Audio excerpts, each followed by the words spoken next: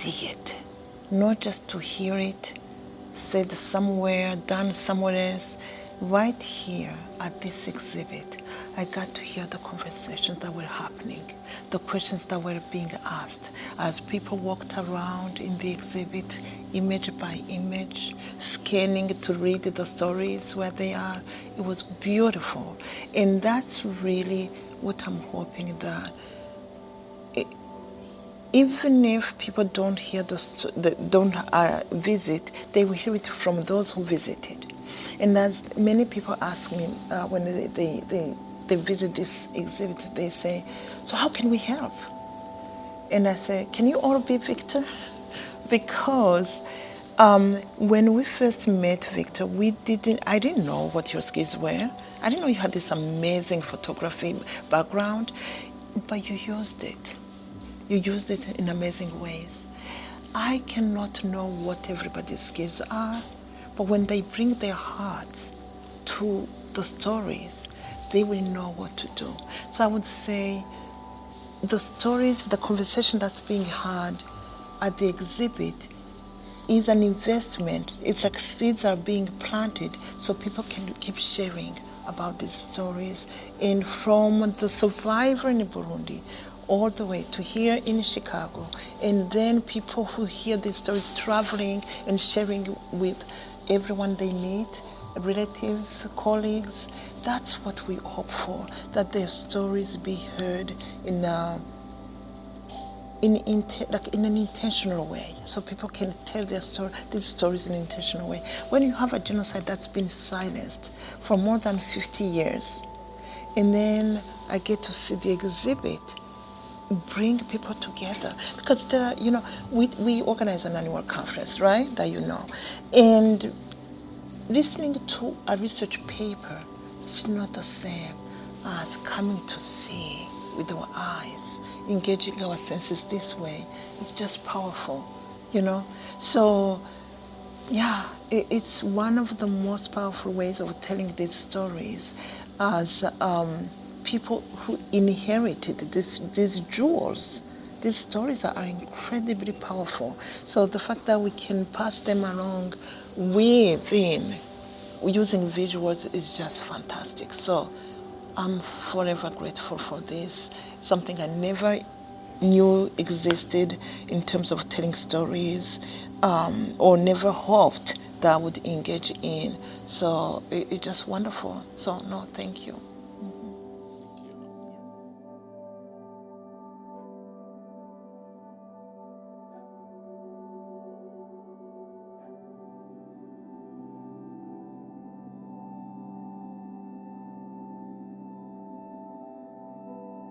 I would sort of back up a little bit and say one of the biggest parts of our stated mission is supporting student success. So we're always interested in things that can stimulate student interest and create opportunities for learning. The library also endorses all of the mission statements of the university about creating a space where students who might not think that they belong or might not think that they're cut out for getting a college education, that we try to overcome those barriers for them and try to serve them as much as possible. And part of that is we want to reflect the nature of our student body, so we want them to be able to see themselves in the things that we have on display. This collaboration that we've had is going on a couple of years now, and it's been really fruitful for us. There's been lots of different aspects of it that have come up as we've worked on this, and in general is a thing that we hear lots of positive comments about, so we're very happy to have participated.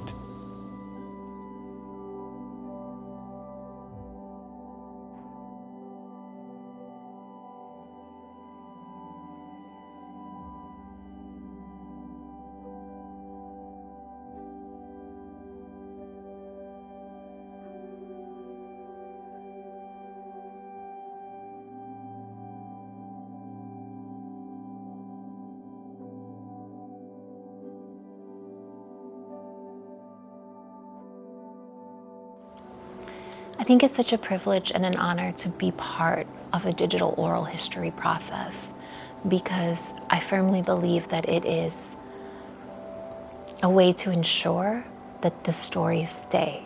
Once people pass, once political climate changes, it's harder to keep that history. But because this is going to live on forever in the online repository, it's not going anywhere.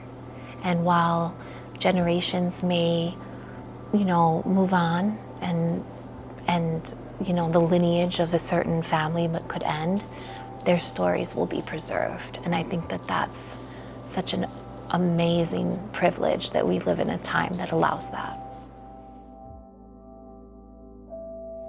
As photographers and as viewers, we must practice intentionality.